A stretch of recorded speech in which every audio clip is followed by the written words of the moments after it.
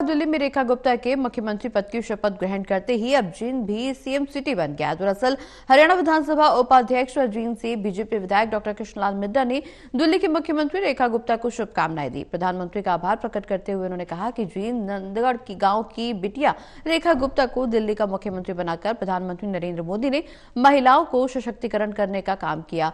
इसके साथ ही बीजेपी ने निकाय चुनाव के लिए अपनी पूरी ताकत झोंक दी है। इस बारे में हरियाणा विधानसभा उपाध्यक्ष डॉक्टर कृष्णलाल मिड्ढा से खास बातचीत की हमारे एसोसिएट एडिटर अनिल कुमार ने। जींद की बिटिया आज दिल्ली की मुख्यमंत्री बनी है। हरियाणा विधानसभा उपाध्यक्ष डॉक्टर कृष्णलाल मिड्ढा इसको कैसे देखते हैं, क्योंकि डॉक्टर मिड्ढा भी जींद से विधायक हैं। इनसे जानते हैं कि वो इस पूरे घटनाक्रम को कैसे देखते हैं। जी नमस्कार जी। देखिए, ये हमारे लिए बड़े सौभाग्य की बात है कि आज हमारे जींद की बेटी दिल्ली की मुख्यमंत्री बनी, उन्होंने मुख्यमंत्री की शपथ ली है। ये हमारे लिए बड़े सौभाग्य की बात है। वो मेरे जींद गई नंदगढ़ गांव की बिटिया है, हमारी बिटिया है। 2 वर्ष की उम्र में वो यहाँ से दिल्ली शिफ्ट हो गए थे और मैं ये कहूँगा कि उन्होंने इतना संघर्ष किया और देश के प्रधानमंत्री जी ने ये नगीना चुनने का काम किया है और हमारे जींद की बिटिया को मुख्यमंत्री बनाने का काम किया। वहीं पर जींद में मैं ये कहूँगा कि वैसे तो सीएम सिटी बहुत है, जैसे करनाल सीएम सिटी है, रोहतक सीएम सिटी है, आपका सिरसा सीएम सिटी है, भिवानी सीएम सिटी रही, इस प्रकार से सारी सीएम सिटी रही। लेकिन आज जींद के लोग भी कह सकते हैं कि ये भी जींद भी एक सीएम सिटी है।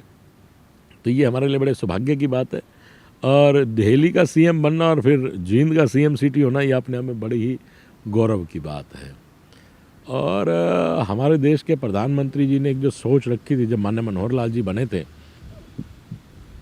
पानीपत से एक आगाज़ किया था, एक शुभारंभ किया था, बेटी पढ़ाओ बेटी बचाओ।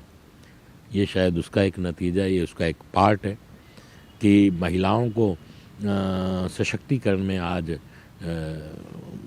देश के प्रधानमंत्री जी ने उन्हें मुख्यमंत्री बनाने का काम किया।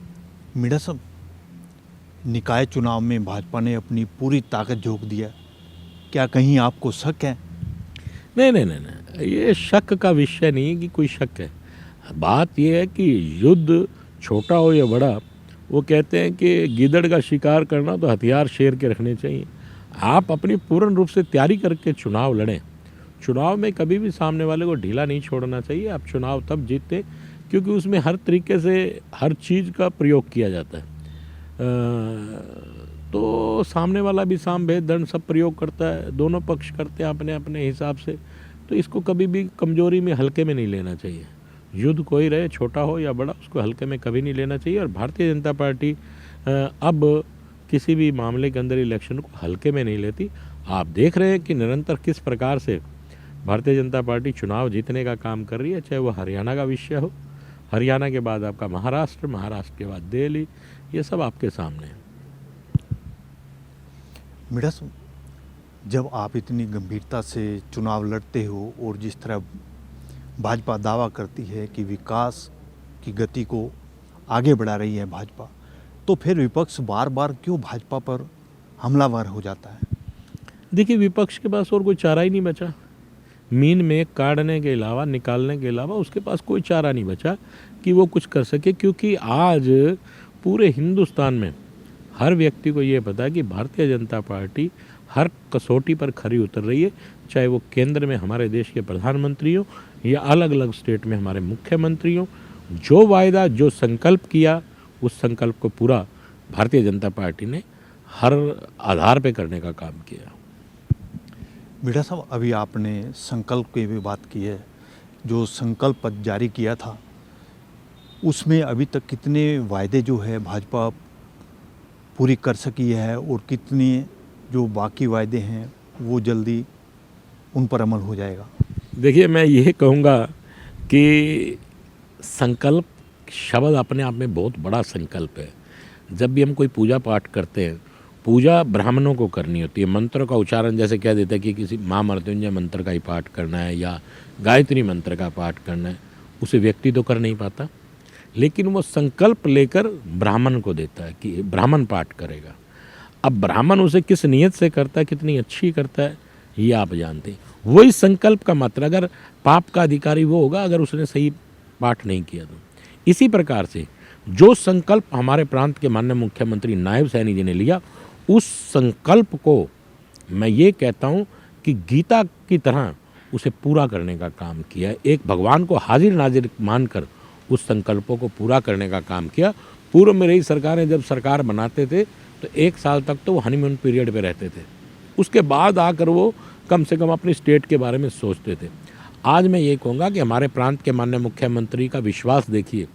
जब चुनाव चल रहे थे तो उन्होंने कहा था कि आज कांग्रेस ने इन 24,000 बच्चों के साथ मजाक किया, लेकिन जिस दिन मैं हरियाणा की शपथ लूँगा, मुख्यमंत्री की शपथ लूँगा, उसी दिन इन 24,000 बच्चों को नौकरी देने का काम करूँगा। ये संकल्प है। और जिस दिन शपथ ली उसी दिन हमारे मुख्यमंत्री नायब सैनी जी ने लगभग 24,000 बच्चों को नौकरी देने का काम किया। ये संकल्प है।